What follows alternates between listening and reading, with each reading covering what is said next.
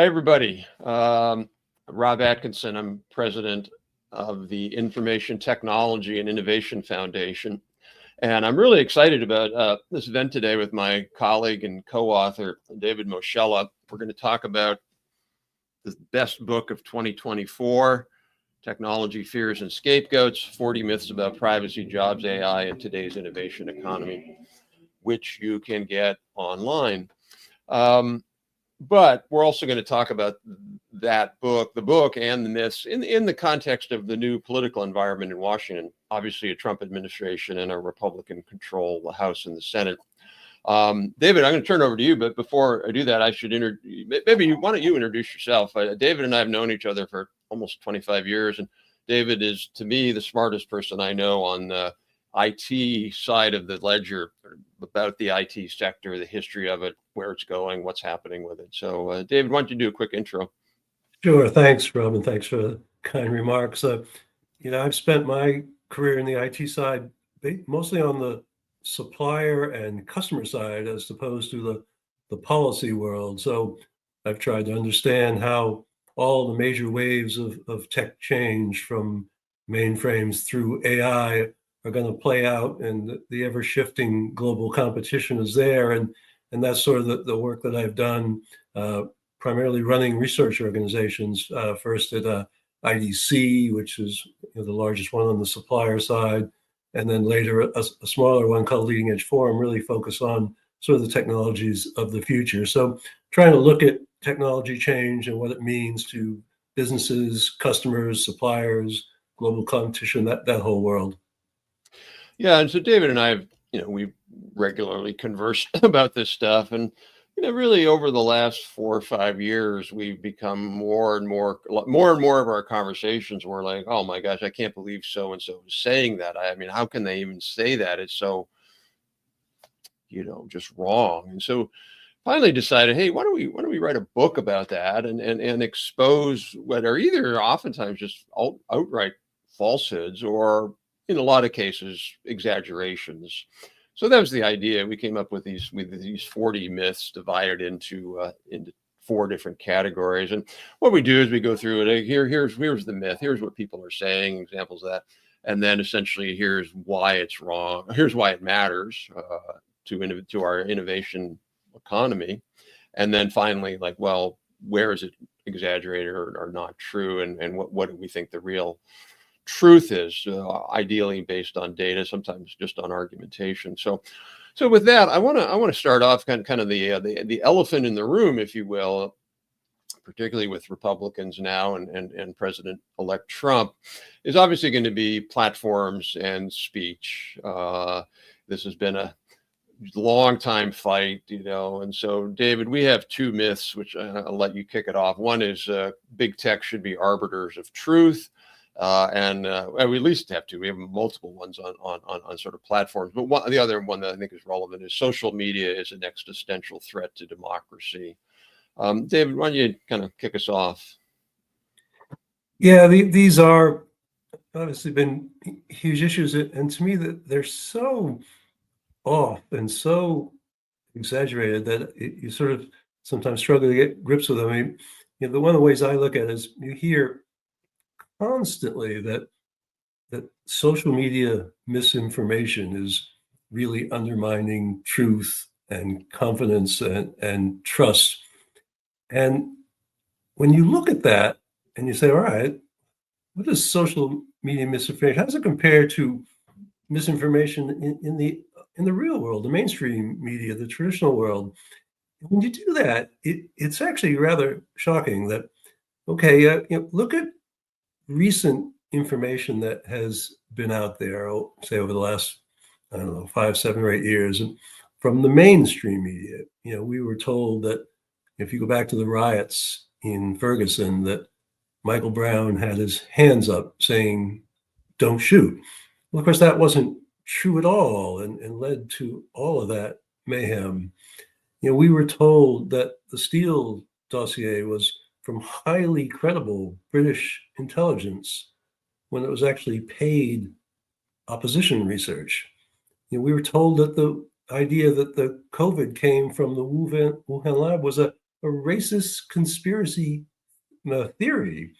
We were told that that ivermectin, this drug that developers won the Nobel Prize because it cured river blindness, is one of the most important medicines of our time, was somehow a dangerous horse dewormer that people shouldn't take. Whether it cured COVID or not, people debate, but the idea that it was somehow dangerous and a horse dewormer was just, blatant distortion. We were told, of course, again, the most famous, the Hunter Biden laptop was Russian disinformation. Again, something that proved wrong. And perhaps most blatantly and most importantly, we were told over and over again that Trump's remark that there are very fine people on both sides in Charlottesville was about the neo-Nazis, which it absolutely was not. It was always about the debate about whether to tear down Confederate statues or not. And fact checkers have noted that. Even a liberal fact checker such as Snopes has pointed that out, and yet this became a central critique. So all of this misinformation, very polarizing, dangerous misinformation, is like, all right, well, how does that compare to internet misinformation? And there's clearly a lot of that out there. Whether Barack Obama was born in the US, whether 9/11 was an inside job, or QAnon, Pizzagate theories, or all kinds of quack cures, and all of these things. But none of those, to me, have broken through to even nearly as much as the first set. So to me, if from a misinformation, a mistrust point of view, the balance of the blame is much more on traditional side. So, when we wrote a book called Technology Fears and Scapegoats, here you're looking at scapegoats. And just to expand on that a little bit more, but it's really the same thing with so-called polarization. The world is much more polarizing than the internet. I mean, Donald Trump himself is a uniquely polarizing figure. The country is divided on real things: abortion and guns and immigration and climate change and gender and cultural issues, and reds and blue states and wars and peace and Ukraine. There's real things that are polarizing them. And the internet, sure, it makes those clear to us. It amplifies them. It makes it, maybe brings out lots of harsh talk online and all, but in no way does it cause them. So when we look at how technology is supposedly undermining trust, undermining and polarizing, I think that just the claims are just fundamentally exaggerated, and the problems are actually much deeper than that. And the tech is being used primarily as a scapegoat. Yeah, so maybe, it's an interesting, I think you wrote or we wrote, I can't remember recently, that we may have reached peak Techlash.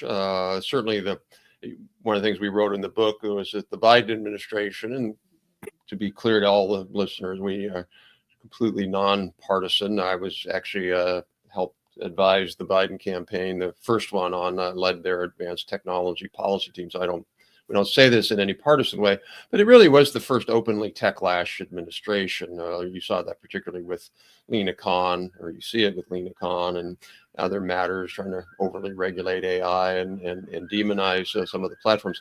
But going now to this sort of Trump administration questions or Republican questions, you do see sort of almost, I don't know, I feel like almost like a banana republic kind of environment where we're going to punish companies. We're not going to abide by the rule of law. We're going to punish some of these platforms because we think that their content moderation is tilted one way that we don't like. And we're going to punish them, including we're going to use things like antitrust. And I think, that's a terrible thing. If you want to punish companies, you have hearings, you make it clear you don't like what they're doing, but you can't sort of abuse the rule of law for these things. But David, one of the things we've seen in the last week or two, couple of weeks, is, a lot of the bigger tech companies, the CEO of Google just met with President Trump in Mar-a-Lago. Mark Zuckerberg is just, I think, donating money for the inauguration, I believe. And so, I don't know, are we going to see a rapprochement on this, or where will Yeah, it go? I'm actually more optimistic than I was a little while ago. And, the history of this is pretty clear.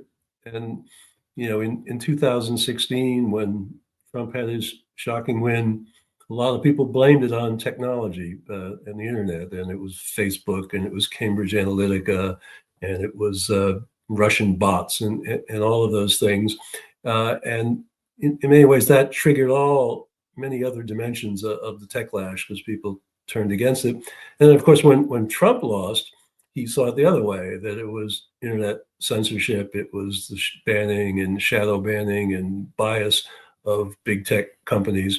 And so the loser in both cases took a strong anti-tech thing. So that brought in both the left and the right into the tech bashing, whereas initially it was more a matter on the left. But I think the optimism comes if you just look at 2024 and the things that have happened, that they're sort of interesting to me. I mean, Trump chose a running mate who has Silicon Valley and venture capital experience and interest.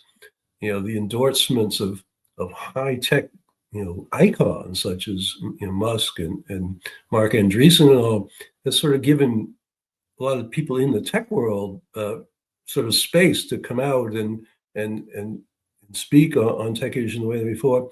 And of course, not just giving money, but Zuckerberg comes out and after the first assassination hunt and talks about how he admires Trump's sort of, as he said, badass resilience to this.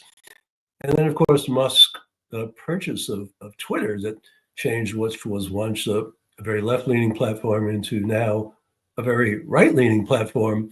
So when Trump looks at 2024, he's like, wow, a lot of this stuff spun in my favor. And yeah, I've got gripes going back to 2020 that maybe he does or doesn't want to pursue, but there's an opportunity to say, look, we could put 8 years of political big tech antagonism in terms of content and bias and all these issues behind us potentially, and focus on what really are the real issues of how is tech going to respond to China in sort of an American first world? How are we going to protect children? All these sort of real issues. So you never know what Trump and his team is going to do, but there's a scenario of peace that I think is at least possible, and obviously from our point of view would be good, because there's so many real issues that need to be focused on. Yeah, absolutely. And that's a good segue into the next question, or set of questions that myths that we talked about, which relate to competition. By the way, I would just add to folks who are listening, if you want to submit questions, which we will definitely get to, there's a way on the web platform you're on to do that, and we'll see them. So, one of the things you hear, and it's interesting because you hear it somewhat, certainly from the left, certainly from Lena Khan, largely with almost no data. But also, frankly, from Senator Vance and others on the right, that there's a dearth of competition. So one of our myths was big tech faces no competition. Another was antitrust actions are needed to curb big tech. And clearly, what we're seeing now is that big tech is facing competition from China, both with regard to AI development. You see that with retail now, where Temu and these other companies are coming in.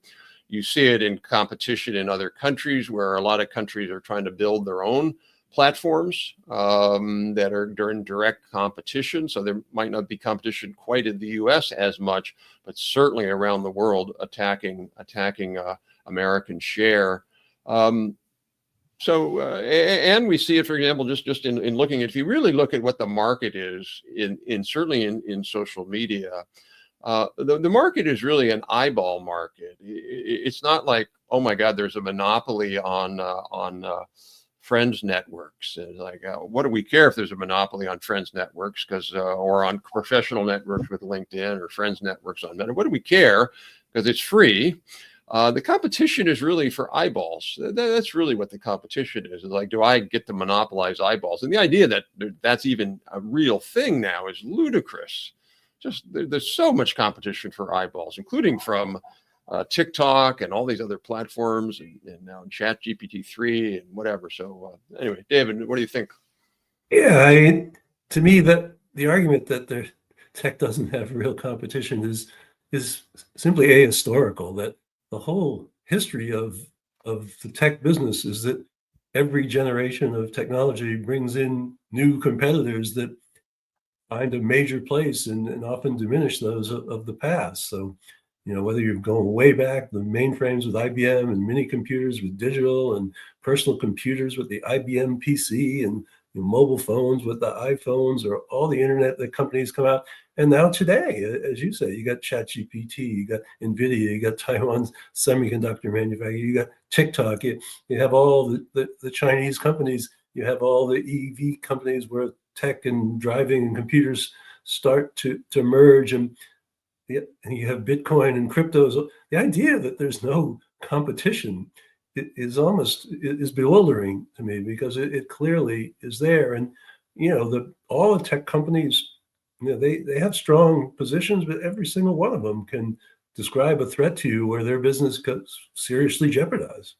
You remember, I don't know, must have been say 15 years ago, people honestly were talking about potential antitrust action against Dell because they were so powerful. Intel too. Intel, well, but to be fair, one of the things we have to understand, and we've written about this in the book, and I've also written about it in a book called Big is Beautiful, Debunking the Myth of Small Business, the history of U.S. antitrust, and you've talked about this, is you can pretty much, it's pretty regular that when the antitrust case comes, it's at the peak of the company's success, and then it's all downhill after that. So it's like, and I'm not saying this is a predictor here with Google or Amazon or Facebook or whatever, but clearly what happens is Schumpeterian competition. New entrants come in, the incumbents don't quite see it, or they're not on the right business model. And to talk a little bit about AMD and Intel. By the way, I'd add one other thing there. We essentially gave away the telecom equipment industry. We had Lucent and Nortel, North American companies. We dominated that industry as late as 2000, and we gave it away. And we gave it away in large part by just unnecessary antitrust actions. We destroyed Bell Labs. We brought an antitrust case against Western Electric to force them to divest into Nortel. Imagine if Nortel and Lucent or Western Electric had stayed the same, how they wouldn't have lost Huawei. But talk a little bit about Intel AMD, because it's a story that people don't really know oftentimes unless you're deep into it. Yeah, I'll definitely get to that, but I think it's maybe a little bit the broader one is just this uncanny ability of antitrust forces to launch their cases at the very moment that companies are becoming most vulnerable. It's certainly happened with Intel, but it's happened in all of them. That the cases against IBM sort of ended just as the personal computer came in and basically undermined IBM's entire business model. That the case against AT&T, as you were sort of getting at, came out just as wireless and internet and packet switching and all of these things were just about to destroy the landline business. The case against Microsoft was just as it was missing not just the internet but the whole mobile phone business as well, and putting them in their place. And then the Intel one, that people were terrified of the Intel monopoly, and there was all these battles with them and Advanced Micro Devices, AMD, and all kinds of actions taken against it that did in the short term, lower prices because a competitor came out there, but they weakened Intel, and Intel, just like all the others, completely missed the chip market for mobile phones and completely missed the chips for artificial intelligence. So it missed both of the big growth markets, and then it has a sort of compatible manufacturer in AMD there that is undermining its prices and providing very tough competition. And all of a sudden, this iconic American tech company is in an extremely weak position, that it's not competitive in high volume markets, and it's in a declining market for its traditional chips. And if you notice, the CEO Gelsinger was just replaced in the last few days or so, and the future of the company is very much at stake. So, the thing about all of these antitrust things is that, well, people in Washington think they're tremendously necessary and successful, but from the outside, they don't really look that way. But the real thing to me is that they have these unintended consequences, that they undermine the American telecom industry, and they've undermined Intel, and they clearly could undermine Google and others today. That, when you see Google having sort of a leadership position in quantum, well, they can do that because they're a giant company that can afford to invest for the future. But if you wanted to break Google up into a YouTube and an Android and a search and other sorts of companies, well, investing in quantum, that's not necessarily going to be such an easy or good thing for them to do. So, antitrust to me is one of the most important areas in terms of misconceptions, because there's been this long history of seeing it as necessary when or else or otherwise. And we can get into this if you want, but more targeted actions in some of these cases have indeed been helpful, and we can talk about that if you want to go that direction. Well, yeah, I don't know. We go into too much detail on that, but the core thing is that the certain types of behavioral remedies can be useful to innovation, but this kind of structural remedies that have been another case nobody remembers is RCA. Radio Corporation America was essentially the world's most innovative and largest consumer electronics company. The U.S. Justice Department destroyed it. I don't think there's any other word for that. They destroyed it. They forced them to give away for free all of their technology. And as a result, domestically, and as a result, Sony and Matsushita and other companies in Japan licensed the technology and ended up killing the American consumer electronics. That was all what DOJ did. I think now, you mentioned the quantum breakthrough that Intel just had, which I was listening to Mark Andreessen on that. He thinks that he surmises that it proves a parallel universes, which is, wow, mind-blowing. Who knows? I don't know. I don't really care, but I certainly care about the quantum breakthrough. And your point, you just don't get that. I mean, one of the things that we have to understand and face the reality of is we're competing really to the death, life and death with China on technology, life and death. Absolutely. They want to kill us, and we can't let that happen. And they don't mind providing large amounts of money. Their CHIPS Act is probably 3 to 4 times higher than we're not going to have the money to do that anymore, particularly with Republicans who are more fiscally conservative. So the only thing we can really rely on is companies that are big enough, have enough cash flow to be willing to invest in the future. And the second point is the Chinese, they don't have antitrust in China, except when they apply it to Western companies that they don't like. They have pro-trust. So they basically get their companies together and say, hey, you guys got to merge. You got to have scale. You want to go out and win in the global marketplace, you got to have scale. And we're exactly the opposite now. And it's kind of when they write the history, they'd be like, what the heck were you guys thinking? Yeah, it's a good point. And, it's instructive sometimes to look back at when people thought that Japan would basically defeat the American and tech companies, and that was considered almost conventional wisdom for quite a few years back in the mid to late 80s. And of course, that didn't happen. And why it's interesting to look at is why that didn't happen and how that does or doesn't relate to the competition with China. That the reason that the Japan companies got wiped out so fast is that basically their strategy, and you have to thank McKinsey for this, was to follow closely the American giants. So Fujitsu and Hitachi followed IBM, and NEC followed Honeywell, and so that was their sort of model, is to follow the American giants and be a bit cheaper than them.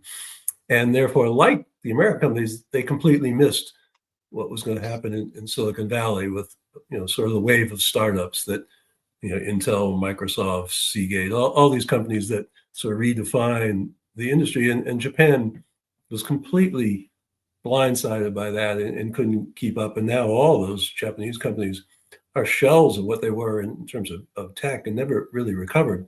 So, what's that have to do with China? Well, a couple of things. That China isn't making that mistake. China's not sitting there and saying, hey, we just need to follow the American leaders. They're generating their own companies, their own capabilities.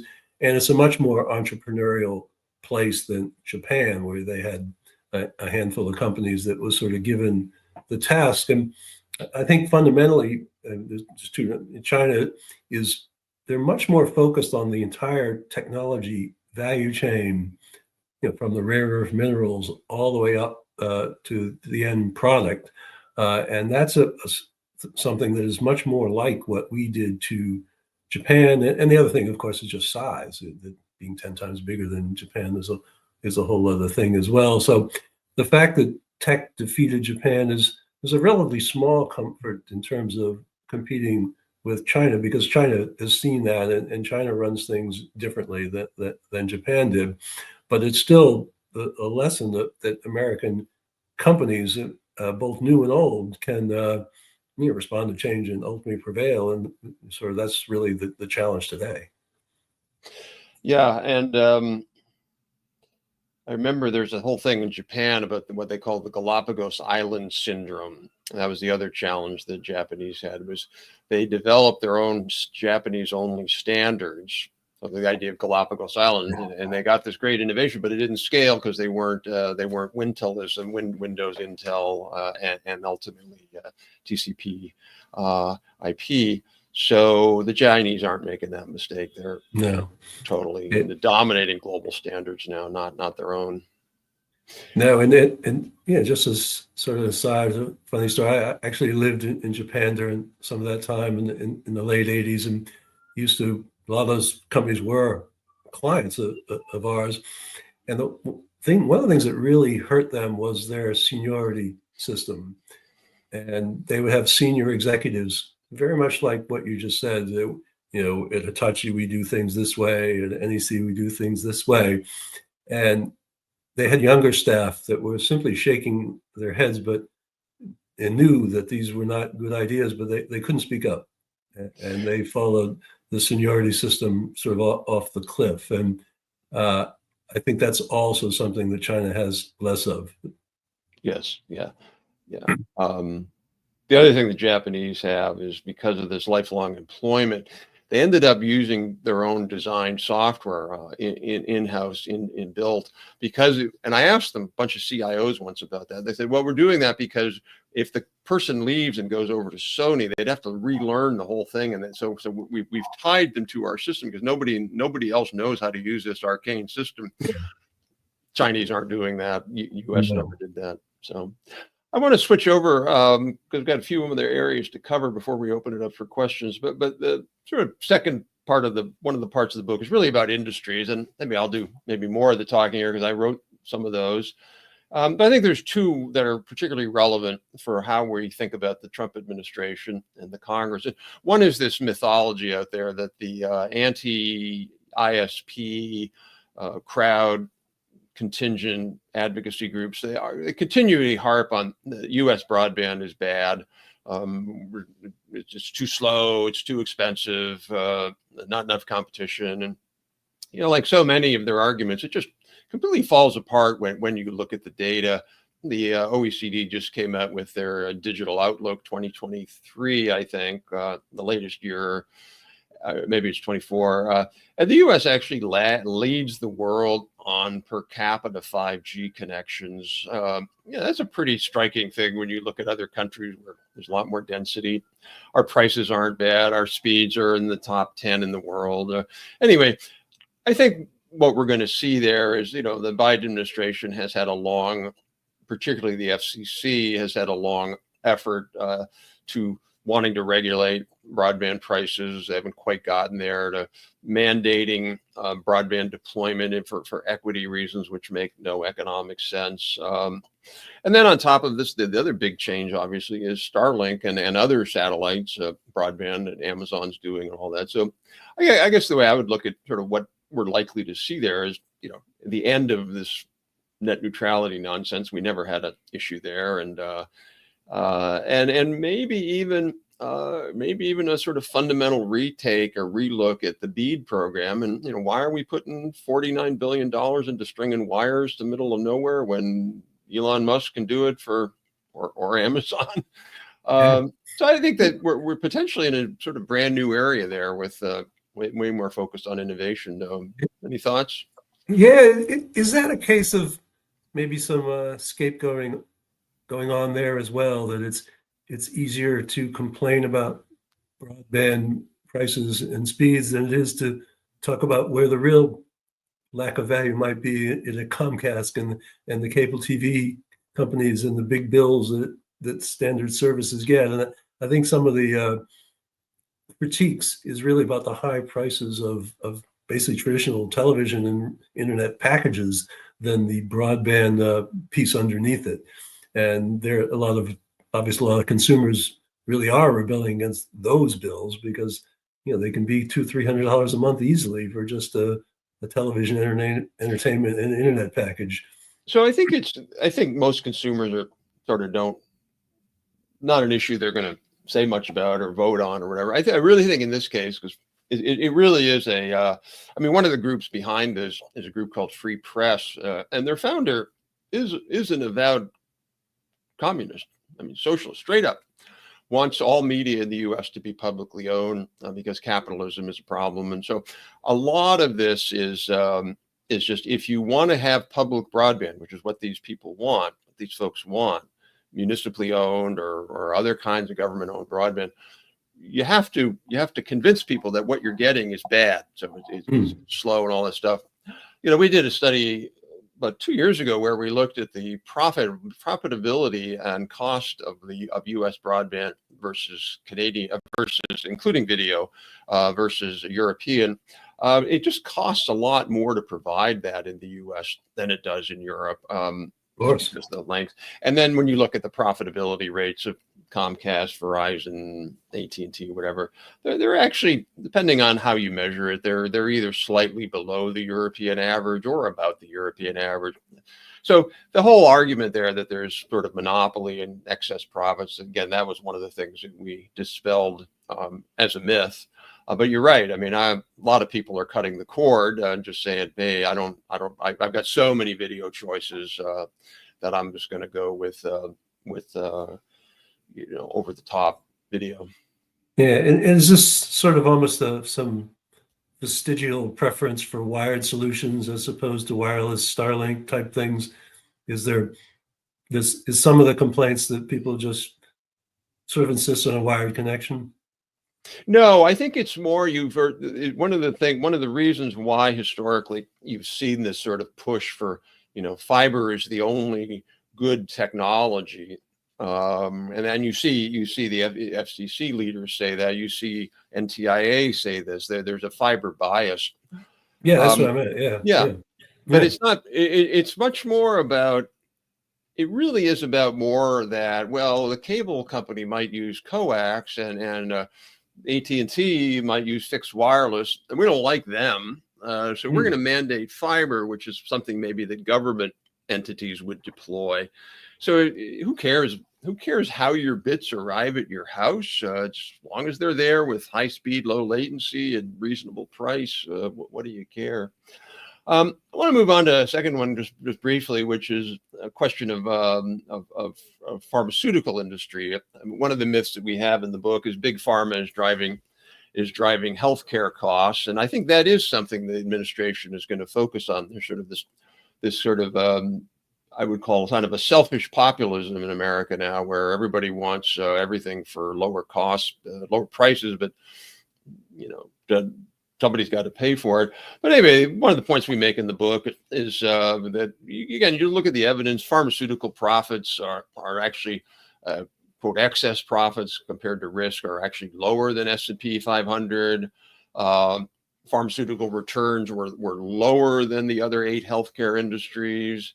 The rates of return for the pharmaceutical industry versus the intermediaries like PBMs, very, very much lower rates of profits for them. So it'd be interesting to see. I think the Trump administration has pushed for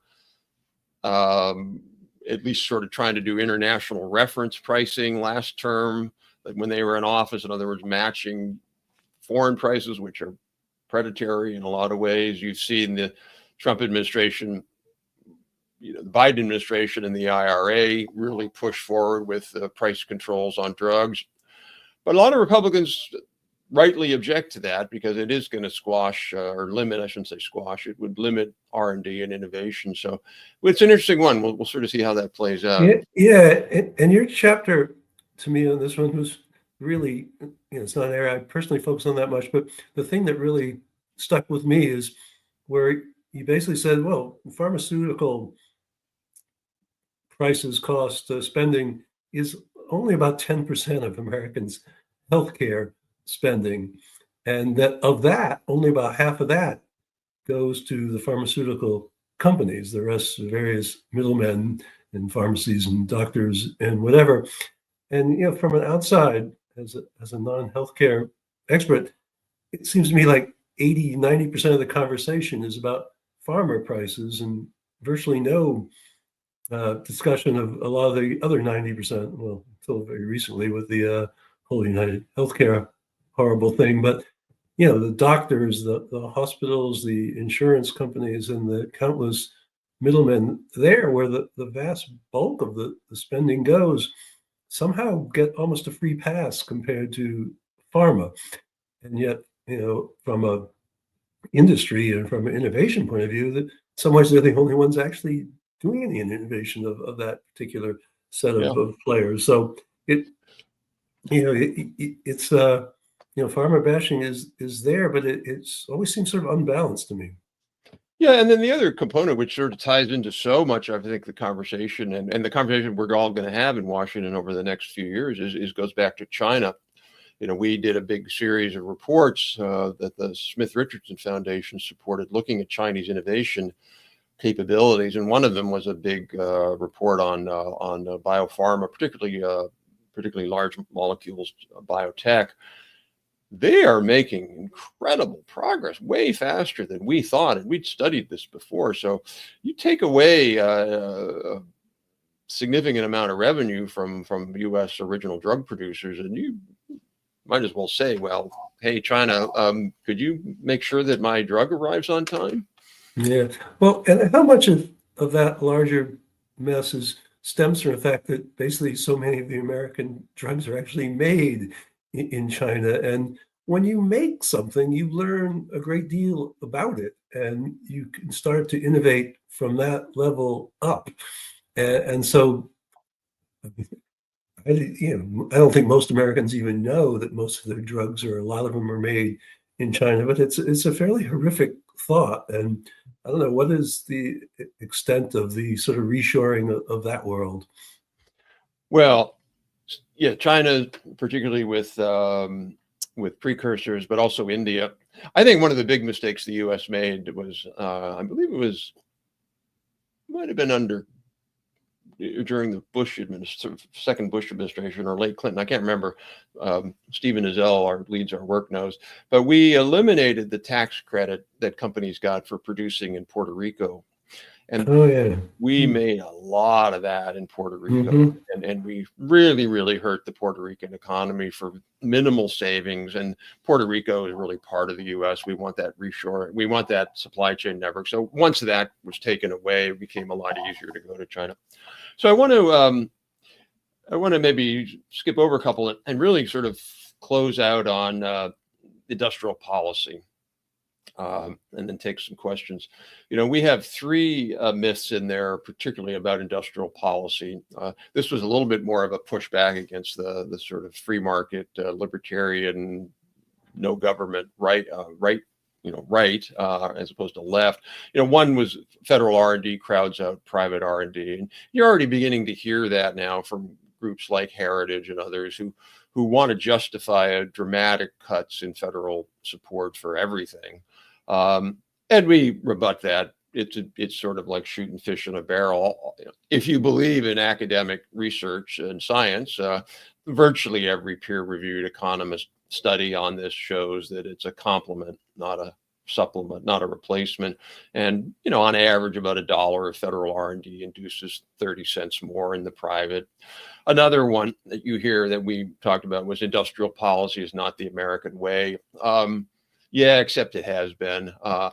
All of the colonies and then states for many, many years, New York, Pennsylvania, or New Jersey, Massachusetts, they all had industrial policies.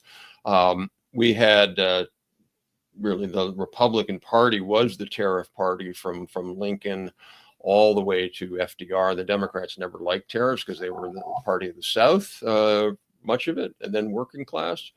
But things are. We talked about RCA. Where did that come from? Where did the internet come from? How about DARPA? How about President Reagan with Sematech? So the idea that the U.S. has never done industrial policy just doesn't make sense. Have we done things like France with having Minitel and spending money on Bull, the computer company? No, because our industrial policies worked, which is really the third myth, that industrial policy doesn't work. And it's I find it really frustrating because you have these people who say that some of them are pundits who should just know better, but some of them are sort of academics, and they just assert this as if it's a law of the universe. Like, we all know that it doesn't work because it can't work because the market is always superior.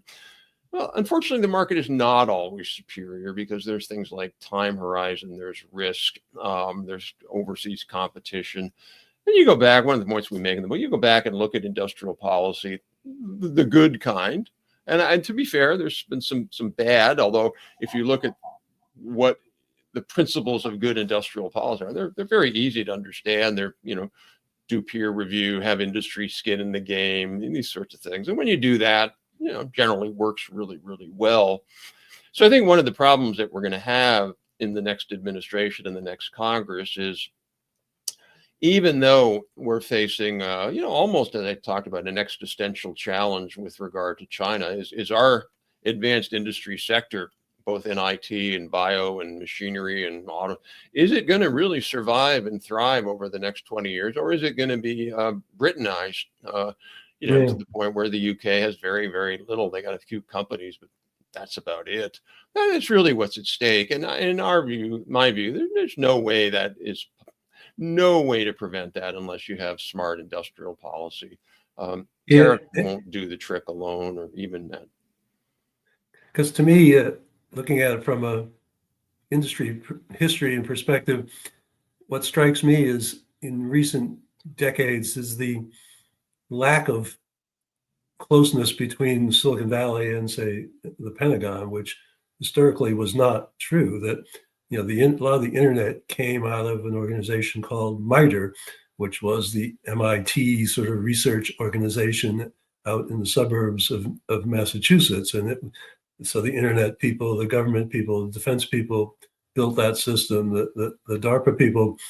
But when I've looked at more recently, a lot of the employees in some of the high-tech companies don't even want to start to work with our defense sector. And I think that's an area that could and needs to change. And I'd be curious your view. I look at what's going on in military technology these days, and the shift to unmanned vehicles and drones and rockets and all these things and AI, all the things that go with it.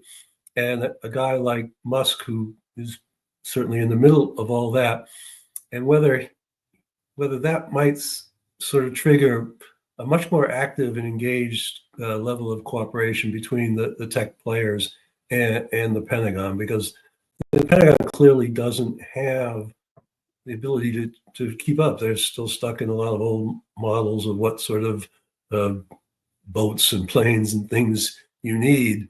And you're moving in this world of drones, and that's a whole different ballgame. So I'm wondering, when we look at sort of national policy, whether that is the place that might be a really some easy pickings there to bring some energy to the defense challenge with China, which clearly they're going to where that world is going, and just whether we go there or not.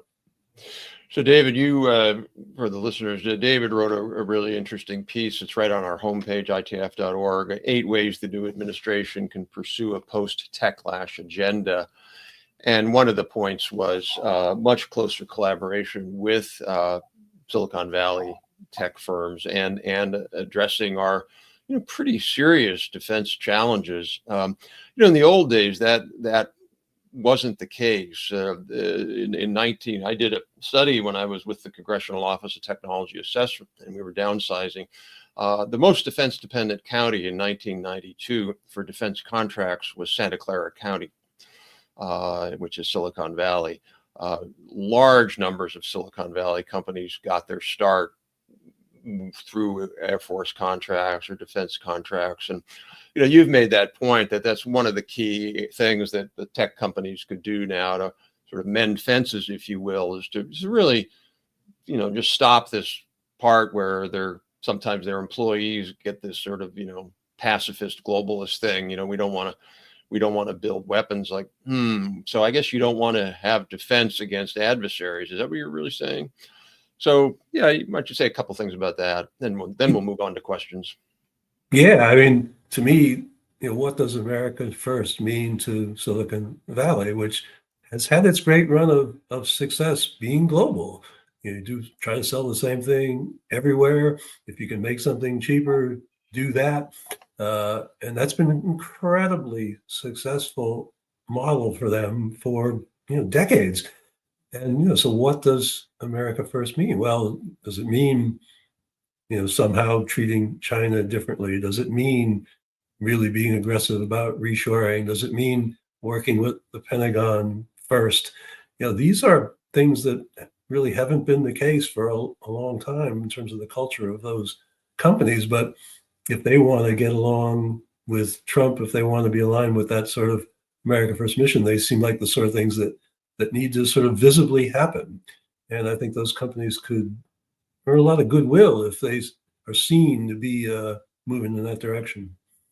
Yeah, just one part to clarify, at least for our view, ITIF view, is this whole issue around export controls comes up, and I think it's one of those areas where, frankly, it's mostly on reflexology now. It's just like, why would we possibly have done export controls on an Intel and Qualcomm for Huawei phones? Like, no way we benefited from that.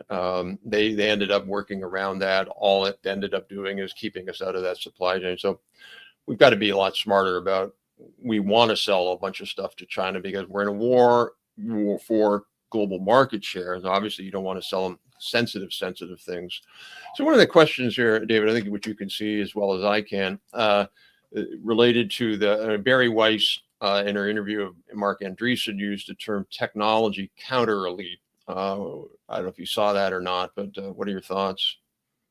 I didn't see the Weiss one, but I did see his long session with Joe Rogan, which I suspect is similar. And I'm not sure what she means, but if she means that lifelong Democrats such as Musk and Andreessen supporting Trump very strongly, is that what she means by counter elite?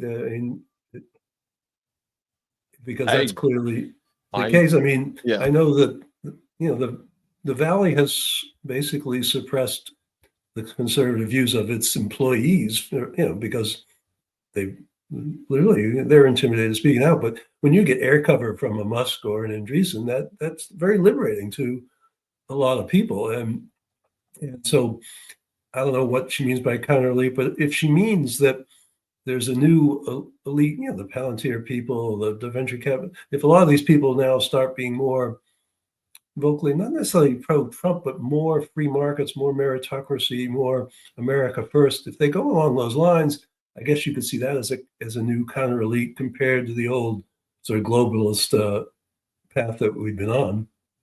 Well, also, I think anybody who's followed what's happened in the last 4 years in Washington would be surprised that this hadn't happened earlier.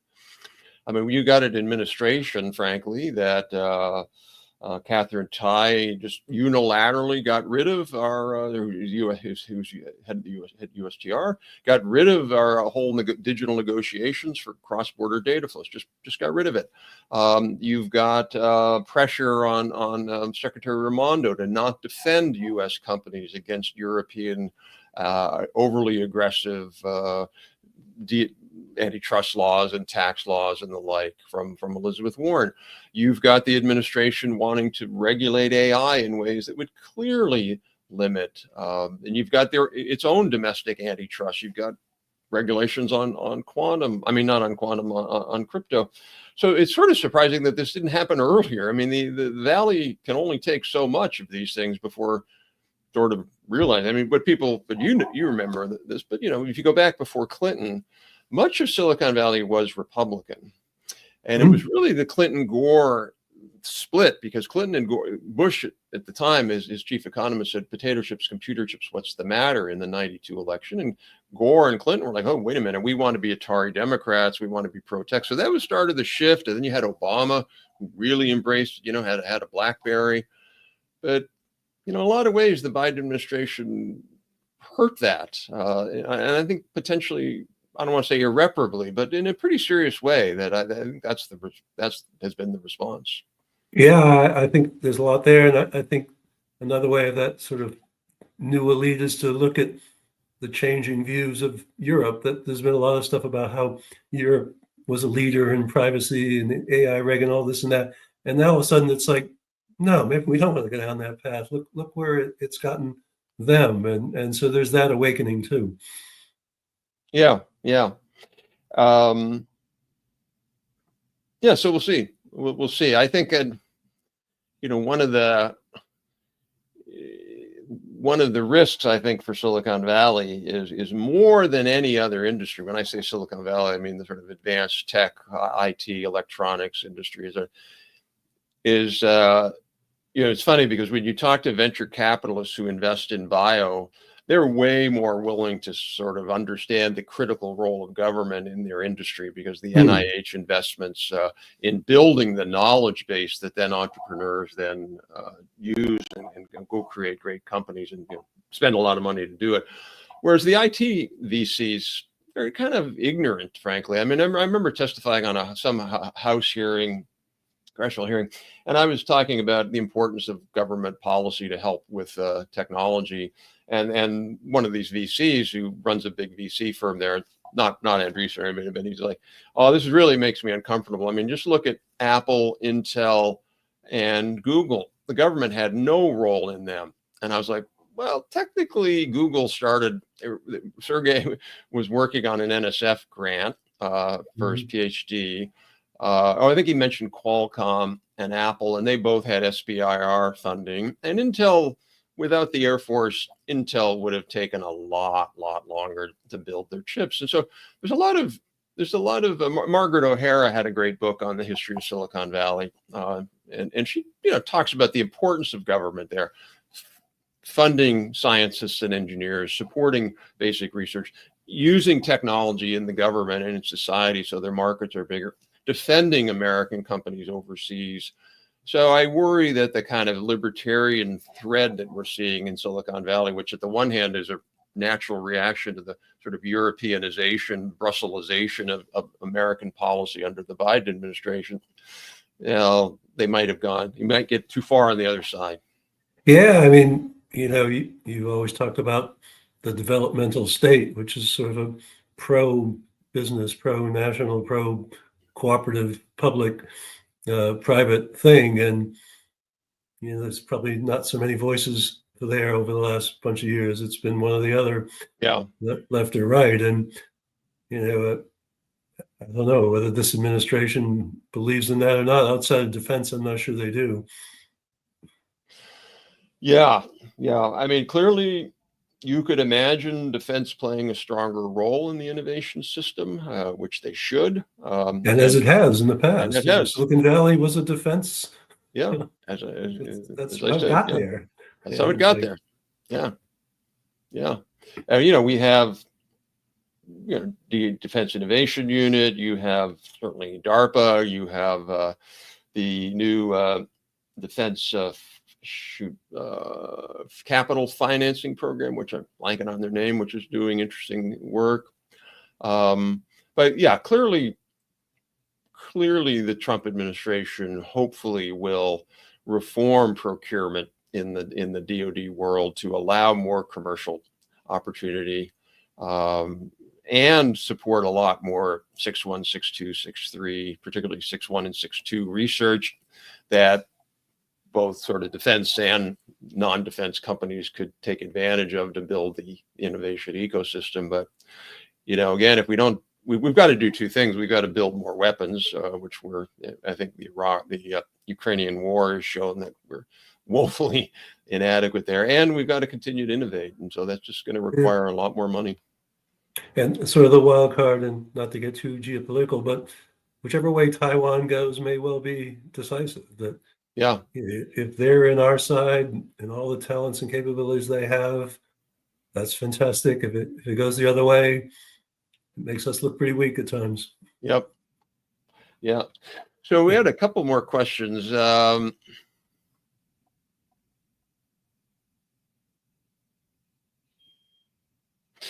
So one is on despite good performance of average broadband statistics, the U.S. faces persistent inequalities in access and affordability. There's no question about that. There's really two big challenges in the U.S. broadband system. One is low-income people. Same thing with food. We have a greatest agricultural system in the world, but people don't have enough money sometimes to buy food, so we have food stamps. And then the second, obviously, is high cost areas where it makes no economic sense for a municipal government provider or a private sector provider to build. So BEAD supposedly takes care of that, but in reality, I think satellites take care of that. So my colleague Joe Kane has a new report week coming out after the beginning of the year where we're arguing for a pretty radical reshift in broadband policy, basically to go towards much more satellite use, take a lot of the money that we now use to pour into, not very effective rural broadband policies, take that, put it into a much more streamlined ACP program, which is for affordability subsidies for low-income people for broadband. The current ACP program is, I think, 200% of poverty, way too big. We'd move it down to 135. I think if we do that, we're frankly, we've I don't want to say solved the problem, but we've certainly done a big step to solve the problem of both availability and affordability. Somebody else had something. How does infrastructure finance blockchain let somebody invest in 10 feet that would compete with the incumbent ISPs? The answer is there's no way to compete with the incumbent ISPs in putting in another wire, because 86% of places have two wires already or more, and you have fixed wireless and you have satellite. Nobody, with the exception of a few metropolitan areas where the take-up rate is very high because people have a lot of money, it just makes no economic sense to put in another set of wires. We happen to have two in most places. There's intense competition for them. So whether you got blockchain or government money, it doesn't make any difference. Competition's already there. So David, maybe we've got 2 minutes left. Maybe some final thoughts, what we might expect, or I think the answer is to some extent we have some ideas, and the other extent it's going to be a little bit like a jazz quartet, lot of improvisation, new things coming in, new tunes, new different players, and it's just a lot of it's about how to be flexible and keep pushing the agenda, more innovation in the U.S. That's what we all ought to be able to get behind. Yeah, we've talked a fair amount about tech and being more America first and all the dimensions of that.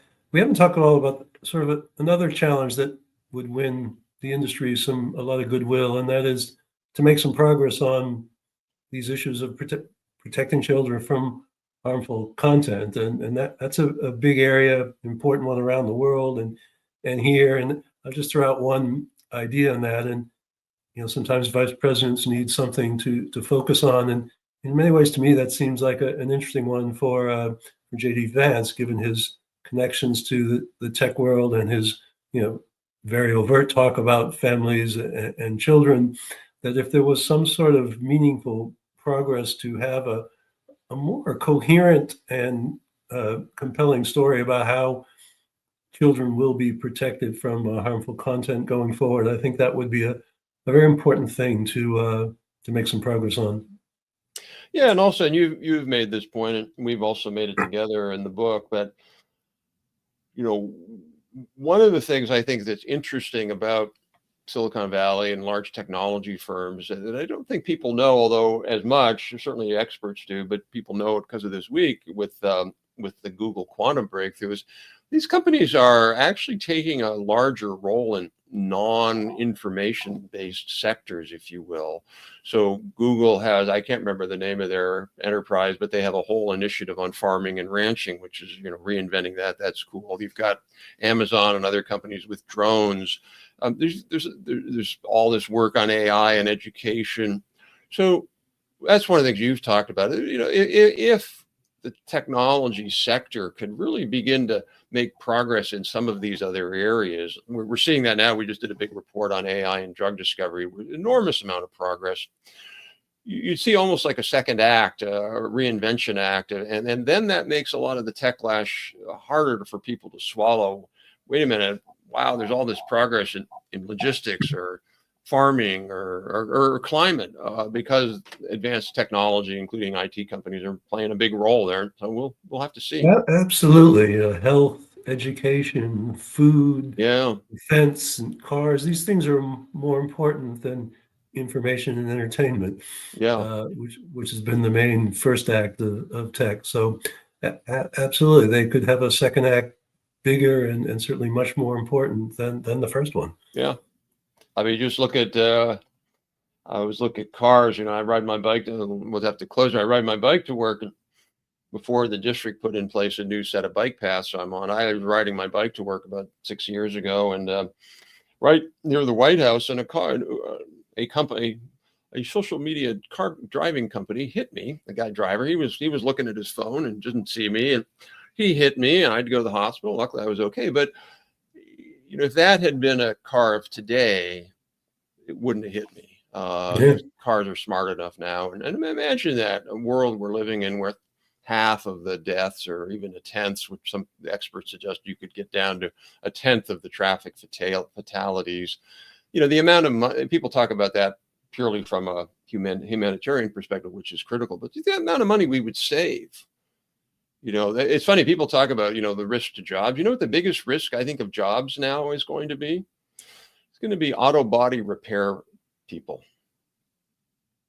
Because you're not going to run into the post in the parking garage anymore. You're not going to have as many accidents. I hope.